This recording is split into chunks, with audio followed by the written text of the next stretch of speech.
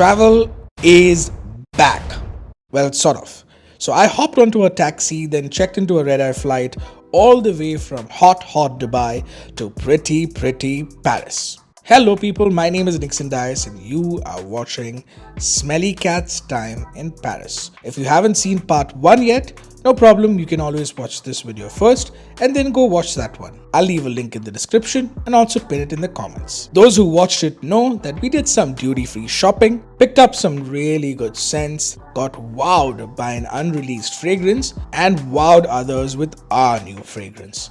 So seductive. In this video, we visit Creed, Nicolai, meet a Karen at Caron, visit some French classics, some not so French ones, see step-by-step instructions of making a perfume from scratch, check out a massive 250,000 euro bottle and much more. So stick around for Smelly Cat's Paris Perfume Vlog Part 2. On y va, but with an Indian accent.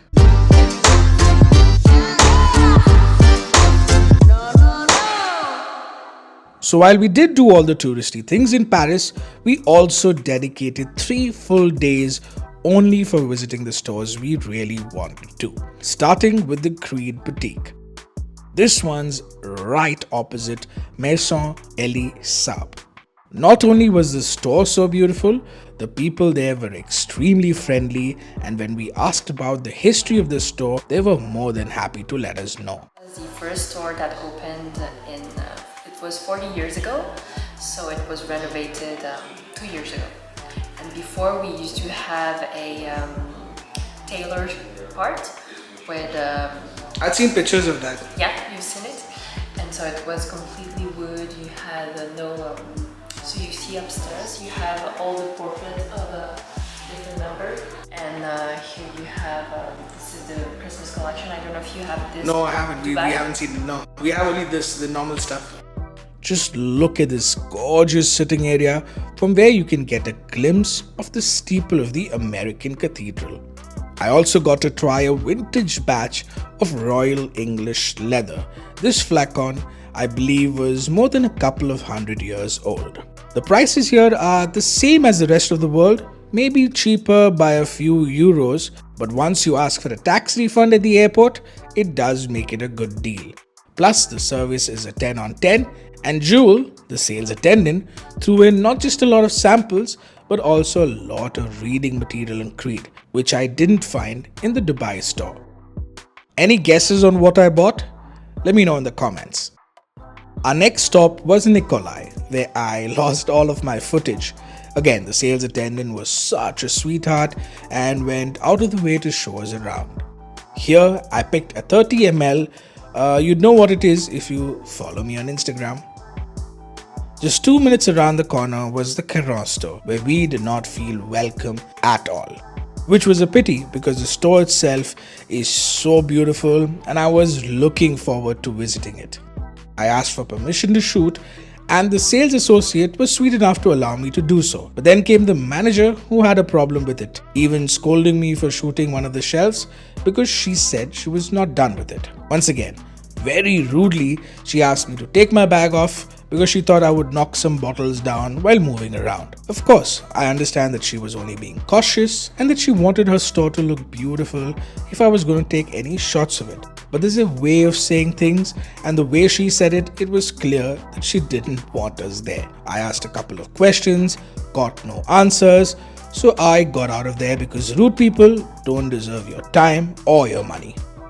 We decided to walk 300 meters away and visit the fairly unknown store called Harbs, where people were much friendlier. Now the store is beautiful, but the scent somehow didn't wow me. But what did was this 250,000 euro flacon, which apparently the Princess of Kuwait has one of. A 2-minute walk more and you'll reach the flagship Mancera and Montale store. Although it says only Montale on the door, all the Pierre Montale babies can be found here. This is a beautifully designed store. It has Manceras laid out on one side and Montales on the other side of the store. Again, unlike the Caron store, the people here were very friendly and so happy to have me, going out of their way to help me, excited to show me the new releases, even being impressed by my knowledge of their fragrances. What a wonderful experience. One surprising scent that I got to try was this one, Montale's Fantastic Basilic. Believe me, it straight out smells like pesto because of the fresh cut basil leaf note in it. Very unique. I did get to try the new Intense Cedrat Boise, but the one I picked up was Melody of the Sun, even though I could pick it for half the price in Dubai. I just couldn't wait another 6 to 7 months for it to release. We then visited a French classic, the Guerlain store. Although videos aren't allowed here, I did manage to get a couple of shots before I was politely stopped by a security personnel. And even though the store is beautiful, I was expecting a few exclusives or less common offerings, especially from this location. However, this was pretty much similar to what I can find in any other Guerlain store. But hey, how cool are these new square bottles? Now, if you're in and around the Champs-Élysées area like we were, I'd highly recommend taking a break at La Dure, a Parisian bakery and tea room famous for their macaroons. We stopped here for some coffee and tarts, planning what store to visit next. This is diagonally opposite the Guerlain store, and whether you decide to pick something up or dine in, be ready to queue up. Yes, the macaroons are that good. We then walked to our next and final store, snubbing some not so Parisian brands on the way there. I'm talking about Wilhelm Perfumery. In all honesty, this is not a French brand, it's from the US, but I really wanted to visit it because, hey, I was just around the corner. The store's sunny yellow color scheme is bright and cheerful, a lot like its sales manager Anna here. Hello Anna. My favorites here were Mango Skin, Morning Chest, and an exclusive created for Skins Cosmetics called Skin X Wilhelm. We didn't buy anything, but Anna was kind enough to share a couple of samples with us and also show us what this stunning ceiling was made out of. Glass bottles, we found out. Before we knew it, the sun was setting, and when we were there, sunset was around 9:30 p.m, which meant it was time to have dinner and call it a night. Because the next day, we were going to be making our own perfumes from scratch. But before that, here's what a French perfumer thought of my new fragrance, Chai Kulfi. I smell Middle East. Yeah. It's spicy. You get the saffron. I love saffron. Spicy, woody. Yeah. Get the rose, obviously. Small bit of rose, small bit of woods. The saffron, I don't know if you put saffron, but it's spicy. Yes, it's lovely. It's lovely. It's got cardamom, cloves, saffron. It's very spicy. It is.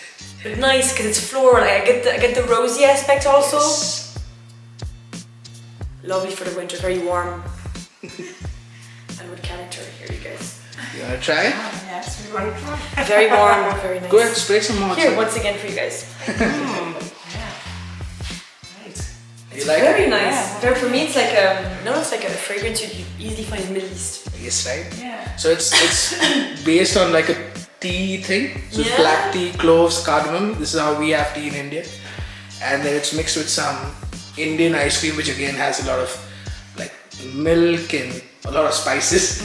So yeah, it does have. I like, get the water rose. yes, it has dried rose as a note, Yeah, but I smell maybe it. that's what it is. Yeah, I smell it. Really, really.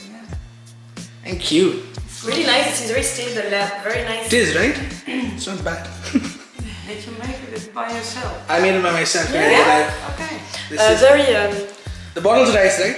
Frédéric Mal. You know the niche brand? Frederic Lamal, yeah. It does a lot. It's Actually, quite like that. the bottle, right? The heavy bottle. Really nice. Thank you so much. Well done. It was so encouraging to get such positive feedback from everyone who tried our new collection. Alright, let's move on because we have a workshop to attend and a fragrance to make. Look at what you have in front, a fragrance org. So a perfumer works like this with these different raw materials. I'm sure you also noticed the 3 levels corresponding to the 3 types of notes. More in detail, first of all, you have what you call the top notes. That's the first thing you smell when you put fragrance on your skin. The first notes you get, but they won't last over 30 minutes. It's like the introduction, the beginning of your fragrance. And that is what you have here, first row, okay? The top notes, heart notes. That's like the foundation, the soul, the heart of your fragrance, because it's what you have on your skin during the day. Those types of notes last several hours, 4 to 6 hours. Even when you think of your fragrance, olfactively, you think of the heart notes. Then obviously, at the end of the day, you have the smell on your skin, on your clothes the day after, the bottom notes, what lasts the longest. They can go up as far as 12 hours or several days. So nice also, and even especially on your clothes. So that's the third and last row. For example, cardamom in purple, like on the skin. Don't worry, there are a lot of in-betweeners, meaning two colors, a lot of those. For example, gardenia has two colors. It simply means that gardenia can either be considered as a heart or bottom note, depending on the type of fragrance you're going to create. I wanted to create a long-lasting, woody, bass-heavy scent, and that's why you'll see a lot of bass notes being used. I started by using oak moss, not only to give my scent an earthy tone, but it also works great as a fixative. The cardamom they had was a little camphoraceous, which I thought would work well with this scent. Next, some sandalwood to smooth things up a bit. Some ambergris, which on its own didn't smell that good. A bit of cedar to add to the woodiness. Vetiver, because hey, who doesn't like vetiver?